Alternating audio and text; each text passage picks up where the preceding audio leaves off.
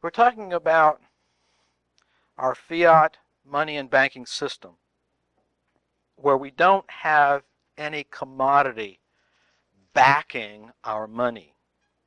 What's backing our money is the belief that when I offer this piece of paper to somebody, or I write a check to someone, that they will accept it, that they're willing to accept that and give me an iPhone, or give me a gallon of gasoline, or give me whatever I want.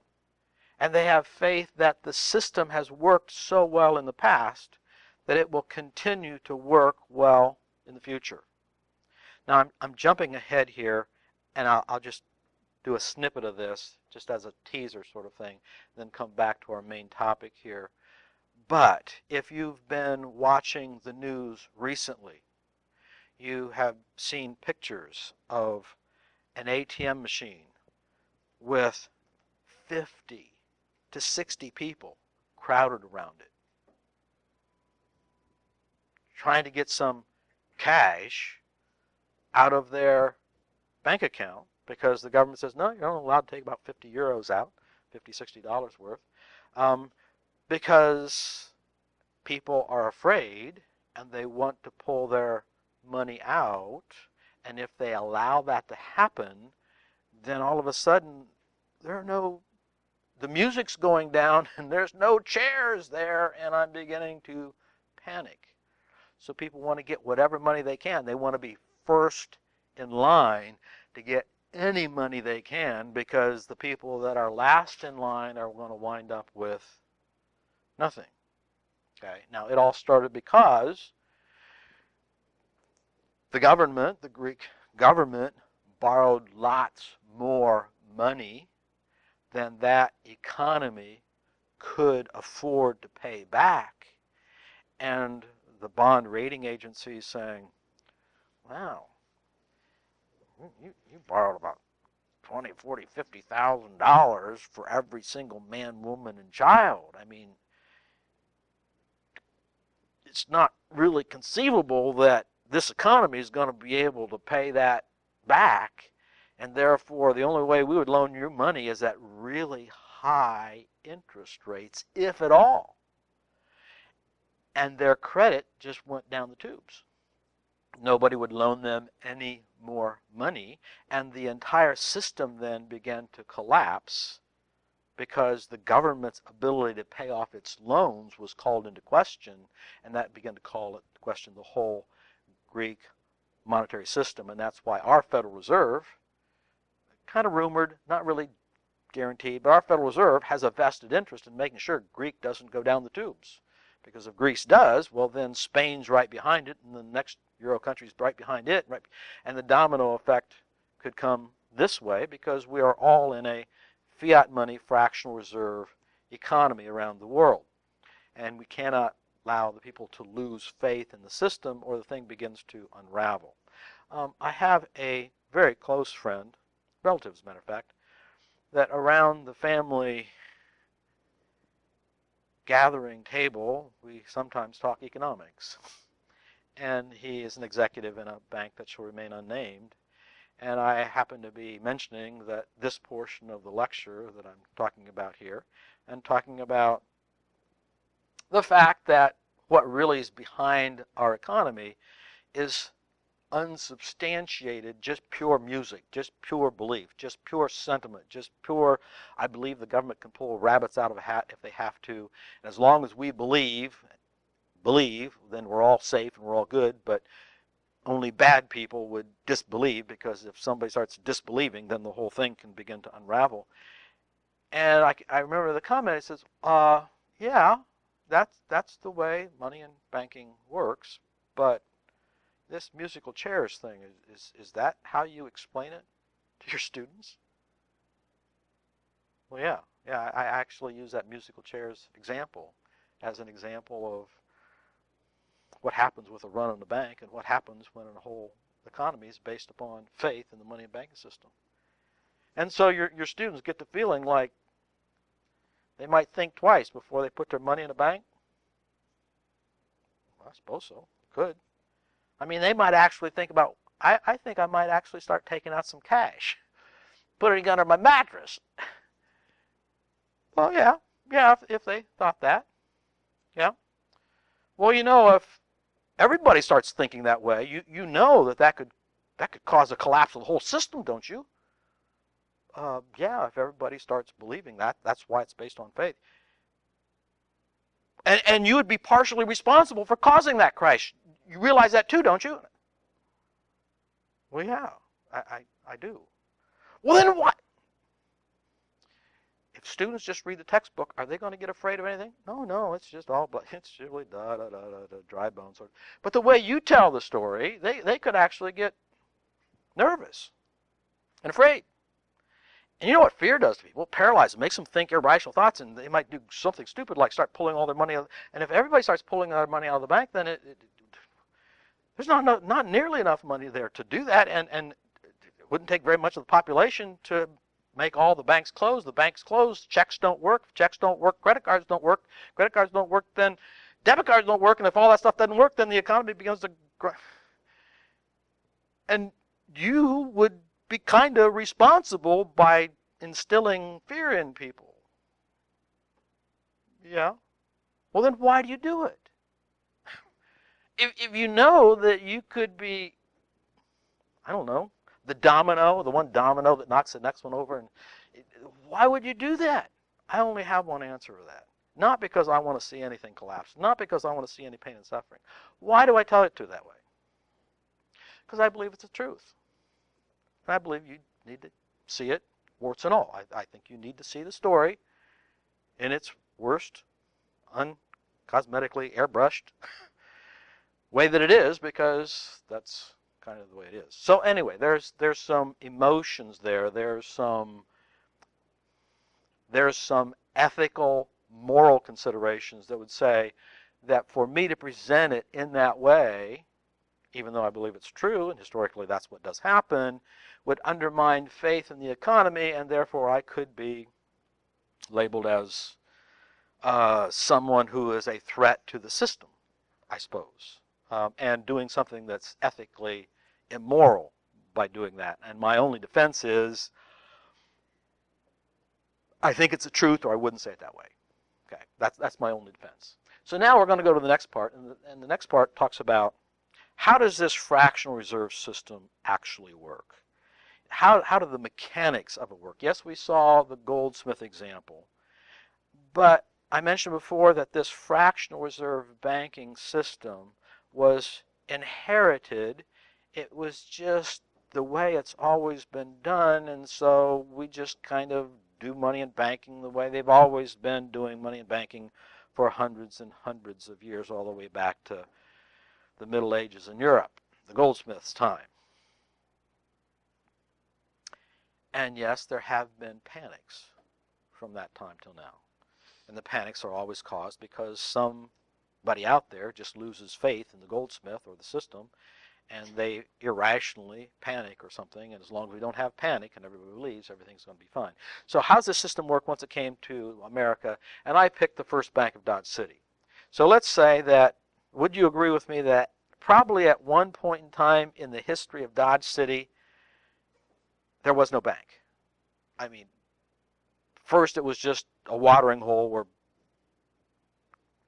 ranchers would bring their cattle and they would sell them, and then I think the railroad came through, and so they'd bring them there, and they got all this stuff, and so that's the departure point for all this cattle, Dodge City, and so everybody came through Dodge City, and so there's a lot of economic activity at Dodge City, and at one point in time, somebody comes along and says, I think Dodge City needs a bank, so I'm going to start a bank. And so they build a building, and they put a vault in there, and banks do two things. Banks take deposits, and they make loans. Banks do two things, well, at least two things. They have to do both of these two things to be a bank. They have to take deposits, and they have to make loans. Now, we do have institutions that take deposits but don't make loans. That's what money markets are all about. And we do have institutions that make loans but don't take any deposits. The General Motors Acceptance Corporation is one that I can think of that's been around for a long time. If you want to buy a car, they'll make you a loan. You can't deposit money with them, but if you want to buy a car, they'll make you a loan. But those are not banks, because banks have to do both. Take deposits and make loans. So let's say that our banker now has a building, he has a vault, and the first thing he has to do is he has to take deposits. He has to get people to deposit money into his bank.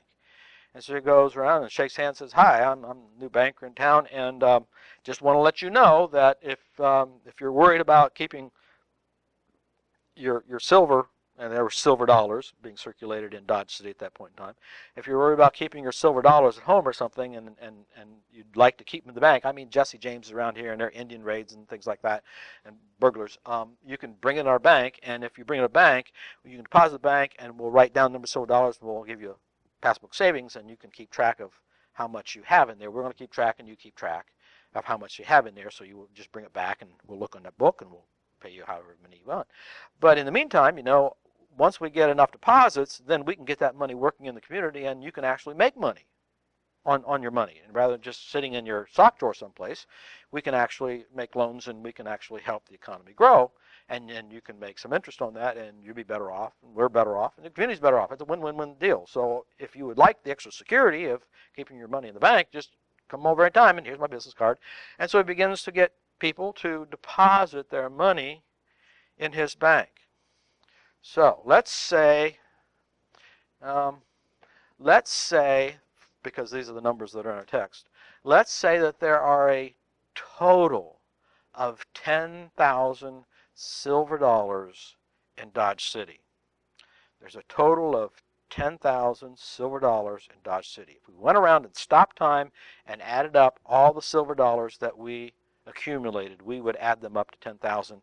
And for the sake of our example, we'll say that both the banker's money and all the depositors' money are put into the bank. So everybody puts their silver dollars in the bank vault for safekeeping. That's the deposit side. But banks take deposits, and they also make loans. So I'm going to put $10,000 here. When I say dollars, I'm talking about silver dollars. I'm talking about those silver dollar things. And all bankers know that sooner or later something's going to happen. A lot of people are going to rush to the bank and get their money. As long as they can get their money, oh, well, I guess it was just no reason to be panicked. And they put their money back in. I just want to know I could get it out if I needed it, right? Now that I know that I can get it out, you can have it back again, right? So I got to have enough here in reserve for those scary people who want to just take their money out, just see if they could, and then once they know they can, then they'll put it right back in. So of this $10,000, I'm going to permanently keep on reserve 20%. $1 out of 5. 10% of that, if you're looking in your book, because this is going to be 100% right here, because that's all of it. Now this 20%, so if somebody brings in $1,000, we're going to keep 200, 20%. This would be $2,000 here, right? We're going to keep that in reserve. Now those are called required reserves, because that's our insurance policy. In case anybody wants to come in the bank, get their cash, get their silver coins. We got coins there to do that. And our Goldsmith banker back here, if I can go back with the story a little bit, our Goldsmith banker realized that once he was issuing these leather IOUs, that there was always a certain number of people that would bring the IOUs in, and they would want to take their gold coin out. When they took it out, they would spend it, and usually whoever they spent it with, that person would take it and they would put it right back in at the end of the day. And the same coins would go out in the morning, back at night, out in the morning, back at night. And these top number of coins, man, they were going out and in, out and in, out and in. 80, 90% of the coins just sat there collecting dust. They never moved. Only a few coins on the top would go out and in, out and in, out. I recognize them. I mean, it's got a scar right there, and so I can see it's the same coin. So he knows that he has to keep this amount of money on hand at all times, because just the normal course of business, it's going to be out and in, out and in. But this stuff, nobody ever asked for this stuff. So this stuff we could loan out because nobody ever asked for it. So this would be the 20% right here, required reserves. And this would be the 80% excess reserves. Excess over what? Excess over what's reasonable to keep on hand at all points in time for anybody who wants to walk in and get their hard cash out. So in this case, we're going to have 80%, which are called excess reserves. Remember, these are required reserves, and these are excess reserves. It is important for you to know that in the commercial banking system, we only loan out our excess reserves. We only loan out our excess reserves. We always keep our reserves 20% here. So that's going to leave us how much, class? I didn't hear anything, but I think it's 8,000, right? 8,000?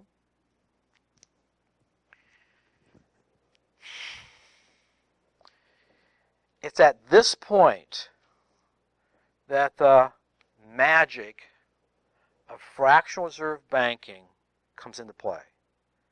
Right now, at this point, right now we got 10,000 silver dollars in the vault. We took 20% of it and we put it over here. We say, now that's our required reserves. We're not going to touch that. Now we're going to put 80% of it over here. We're saying that is the stuff that is available for making loans. And we're going to see how this magic works in our next video section.